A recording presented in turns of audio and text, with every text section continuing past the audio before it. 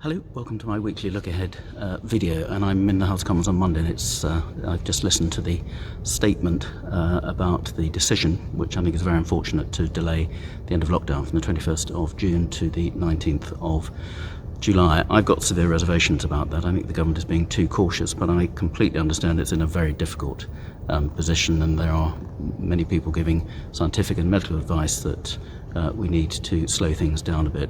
The one crumb of comfort was the fact that weddings and wakes are now going to be allowed to go ahead with more than just 30 people, subject to various social distancing considerations. But that industry has been particularly hard hit. I know of people who've now had to postpone their weddings a couple of times, and the whole supply chain for weddings has had a terrible time, as has much of the hospitality industry. So the sooner we can get back to some normality there in particular, and I know the hospitality industry in Worthing is really having a tough time. I did a Zoom call with a number of Worthing businesses and AD businesses on Friday and heard it from them firsthand, and we're able to put them in contact with some of the DWP support staff to see what help that they could give there.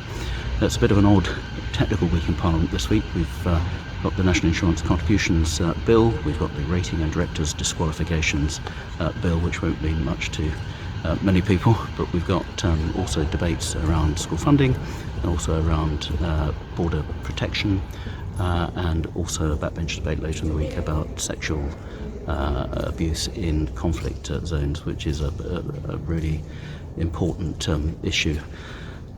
Today I've had a meeting with the Aviation Minister to do with Shoreham Airport and the Civil Aviation Authority. I've had a really good Zoom meeting with the newly formed Broadwater Traders Association this evening, and they're looking to organise various events and spruce up Broadwater to get more people coming into a fantastic part of Worthing. Some really interesting ideas there, and it's great that they're talking about getting back to some degree of normality, being able to socialise and hold proper public events again. Later in the week I've got meetings to the ongoing situation with a permanent Upper Shoreham Road cycle lane in Shoreham. We've got the Sussex Armed Forces briefing, where we'll be seeing a lot of the uniformed cadet services from across Sussex and the fantastic work that they've been doing. Always a pleasure to catch up with them, although again it's going to be by Zoom rather than face to face. Home Affairs Select Committee this week is looking at producing a report on the Macpherson Review, 22 years on, and what progress has been made about what was accused at the time of being institutional racism within the police, but how we're doing much better at recruiting police officers from black and minority ethnic backgrounds, but still we've got a lot more to do. So that will be published in the next few weeks. But on Wednesday, Happy Sussex Day, although it's a relatively new event. It only was inaugurated in 2007. It's become quite an interesting event for people in Sussex to celebrate. We MPs get together on the terrace, unfurl our martlet's flag, and have a go at pronouncing the Sussex Charter, and a go at Sussex by the sea. More on that next week. I've got meetings with the All-Party Parliamentary Group for Chiltern, which I chair. And then the weekend I'm actually going out with the Broadwater traders to have a look round Broadwater with some of the councillors to see what we can do.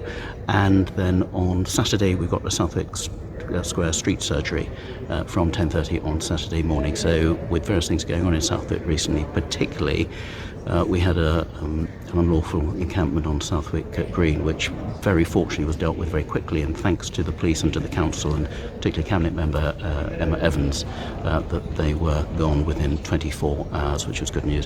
One final thing, this week is Cervical Cancer Awareness Week. Apparently over a quarter of women are invited for their cervical smears, which are really important. Just don't take them up. It's a big killer. You really do need to take it seriously. There's lots of information available on the Cervical Cancer Charity's website, so do get yourself checked. And in the meantime, they're now vaccinating, as from tomorrow, over 23-year-olds, and locally we've been doing over 20-year-olds because we're well up to speed. So just get yourself jabbed as soon as possible, and stay safe.